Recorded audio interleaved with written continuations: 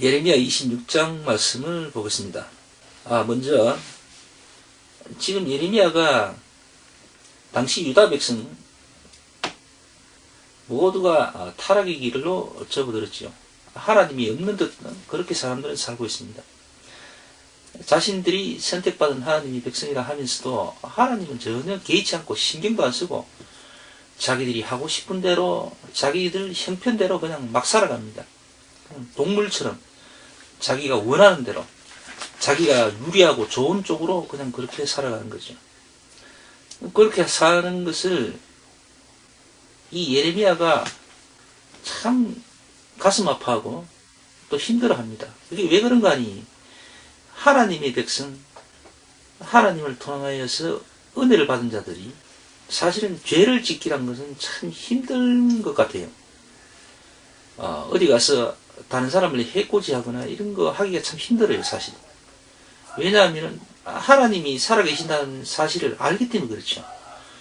하나님이 있는지 없는지 모르는 사람들 같으면야 사실은 사람들 눈을 피하거나 또 주위의 분위기에 휩쓸리거나 하여튼 죄 짓는 거 그렇게 어렵지 않은 것 같아요. 왜냐하면 우리 인간들에게는 죄성이 본질이 있기 때문에, 원래 우리에게는 죄성이 있기 때문에 죄 짓는 거 그렇게 어렵지 않아요. 그런데 하나님을 만나서 하나님을 알게 되고 하나님의 그 사랑을 받은 사람들은 그 하나님이 계심을 인지하고 있기 때문에 죄를 짓는다는 그 자체가 참 힘들고 어렵습니다.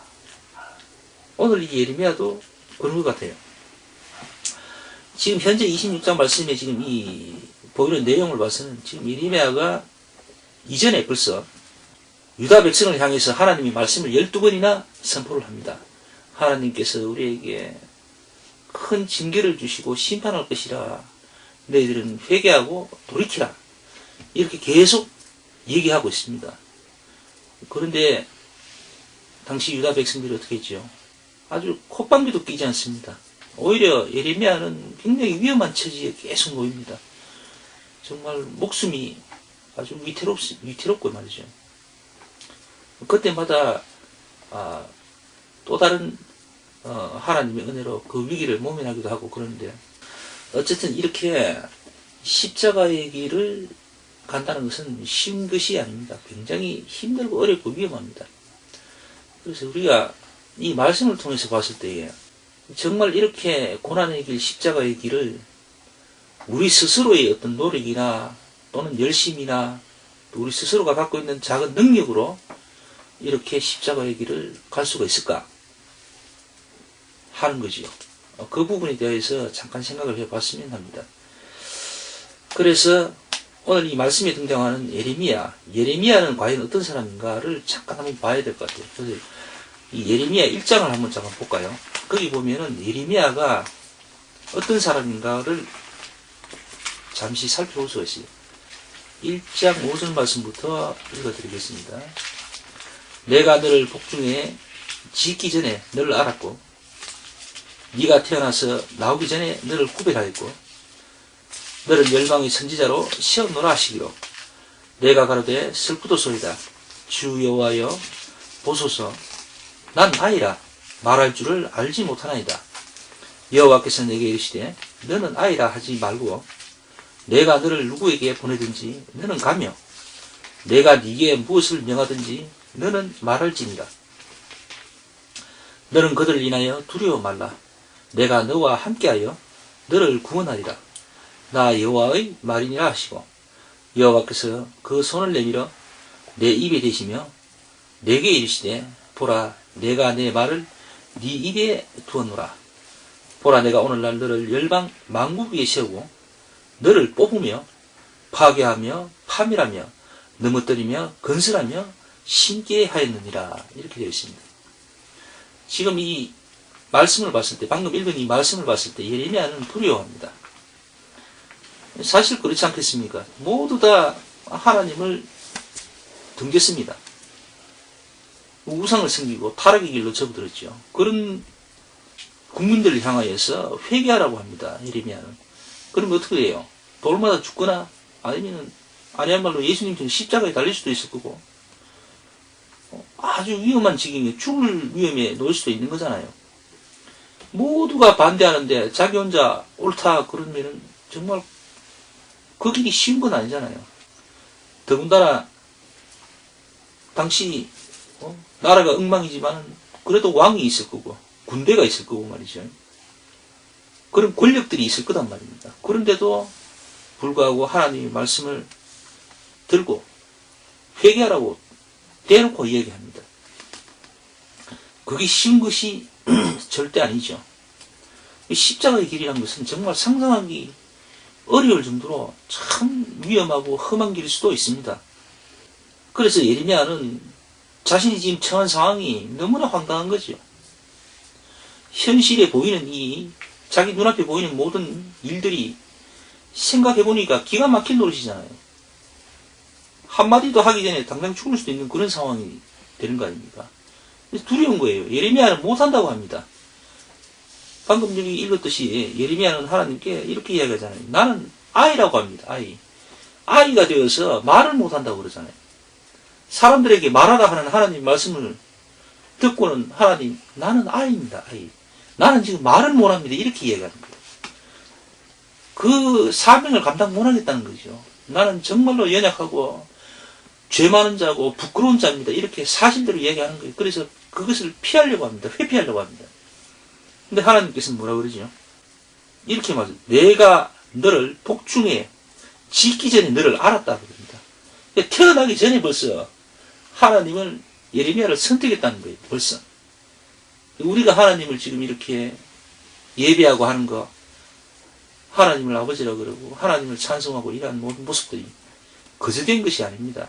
이미 하나님께서는 우리가 이 세상에 나오기도 전에 벌써 창세 전에 우리를 이미 구별했다는 겁니다. 우리를 점 찍어놨던 거예요. 그래서 우리란 이 신분은 정말로 대단한 거예요. 보통 그냥 어설픈 그런 존재들이 아닌 겁니다. 그렇게 하나님은 예레미야에게 힘을 주십니다. 내가 너를 이미 구별했다. 너를 열방의 선지자로 세운다. 그렇게 이야기합니다. 그리고 너는 가서 뭐든지 하라 그럽니다.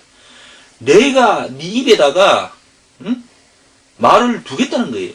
그러니까 너는 몰라도 내가 네 입을 통해서 내가 이야기하겠다. 이렇게 이야기하는 거예요. 예레미야 너는 내 말만 듣고 가라면 가고 말하라고 하면 된다 이거예요. 그렇게 예레미야에게 강권하십니다. 예레미야에게 힘을 주시는 거예요. 이처럼 예레미야의 사명 받기 전의 어떤 상태는 사실 우리하고 똑같습니다. 우리처럼 연약하고 두려움이 많고 걱정과 근심, 염려를 갖고 살아가는 보통 그런 사람이었어요. 그런데 하나님은 그게 아니라잖아요. 내가 너를 복중에 너를 짓기 이전에 벌써 너를 선택했고 너를 알고 있었다. 그렇게 이야기합니다. 우리가 생각하는 그런 어떤 세계와 하나님의 세계는 이렇게 다른 거예요. 우리가 상상을 초월하는 그 어떤 그러한 세계가 바로 하나님의 세계라는 겁니다. 우리가 눈으로 생각하고 우리가 판단하는 그것이 다가 아니란 거죠. 믿음의 세계라는 것은 바로 그런 겁니다. 그래서 이렇게 십자가의 길을 간다는 것이 때로는 참으로 위험하고 참으로 아픈 길이 될 수도 있습니다. 근데 우리 믿음의 선배들 예전에 보면은 많은 분들이 순교의 장에 당당히 섰잖아요. 십자가에 달려 하나님을 증거하며 그렇게 가신 분도 있고 사자밥에 밥이 된 분들도 계시고 또 불에 타 죽은 분들도 계시잖아요. 정말로 사자인데 물에 뜯기는 그런 처참한 상황에서도 하나님을 향하여 주여 나를 살피소서 하고 그렇게 가신 분들이 많잖아요. 근데 그것이 과연 우리가 지금 이러한 정신으로 이러한 상태에서 과연 그 길을 우리가 선택할 수 있느냐는 거죠. 우리가 할 수 있느냐는 겁니다. 진짜로 뭐 동물원에 가서 말이죠. 사자 우리 앞에 가까이 가서 사자하고 이렇게 눈을 한번 마주쳐 보려고 하면 겁이 나서 똑바로 눈을 제대로 못 마주치거든요. 뻥 하고 한번 크게 울기라도 울면은 심장이 떨립니다. 그렇게 무섭거든요. 그런데 연약한 어린애들부터 얼마든지 사자의 밥이 되었습니다. 그것이 그들이 정말로 강하고 힘이 세고 능력이 있어서 그런 그런 죽음을 선택할 수 있었는가 하는 거죠. 그건 절대 아닌 겁니다. 그들에게 어떤 특별한 것이 주어진 게 아니에요.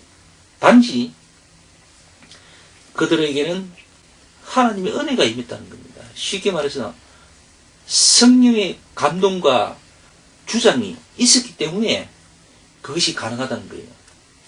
좀 더 쉽게 이야기하면은 눈꺼풀이 쉰다고 그러잖아요. 눈꺼풀이 이렇게 확 씌버리면은 정말 말도 안 되는 짓, 말도 안 하는 선택도 한다는 겁니다. 사람은. 하게 된다는 거예요. 바로 그와 같은 겁니다. 정상적인 생각과 이성적인 판단으로는 불가능한 것이 하나님의 은혜와 성령의 감동 감화에 접어들면 그게 가능해진다는 거예요. 그래서 우리의 믿음은 사실은 거듭남으로 인해서 또 성령을 받음으로 인해서 복음의 길 또는 희생의 길, 그런 십자가의 도의 길을 갈 수가 있고 가능해진다는 그런 이야기가 되는 겁니다. 단지 우리가 어떤 노력이나 우리의 열심이나 우리의 어떤 헌신으로 우리 안에서의 어떤 그런 행위들로 절대로 그것은 가능할 수가 없다는 거죠. 오늘 이 예레미야에도 정상적인 이성적인 판단을 했을 때에는 스스로가 이미 하나님 말씀을 들음에도 불구하고 뿌리칩니다. 나는 그렇게 할 수 없습니다. 그렇게 대문이야기합니다. 아주 괜찮은 핑계까지도 막 들이댑니다. 나는 어린아이입니다. 하나님. 나는 말을 못하는 사람입니다. 이렇게 이야기해버려요. 그런데 하나님의 은혜가 이만이 어떻게 됩니까? 당장 말 한마디 뛰자마자 한마디 하자마자 죽을 수도 있는 그런 상황에서도 회개하라고 딱 선포를 하는 거죠. 성령의 임한이 그게 가능해지는 겁니다. 하나님의 은혜가 임한이 가능해지는 거예요. 그처럼 하나님의 은혜는 정말 중요합니다. 은혜란 것이 사실은 믿음의 가장 기본이고 시작이요 끝인 것이요. 은혜가 없이는 우리가 믿을 수가 없는 겁니다. 하나님의 말씀은 처음부터 끝까지가 은혜가 아니고서는 이 하나님의 말씀을 온전히 살피고 또 이 말씀이 내게 적용되지를 못한다고 생각합니다.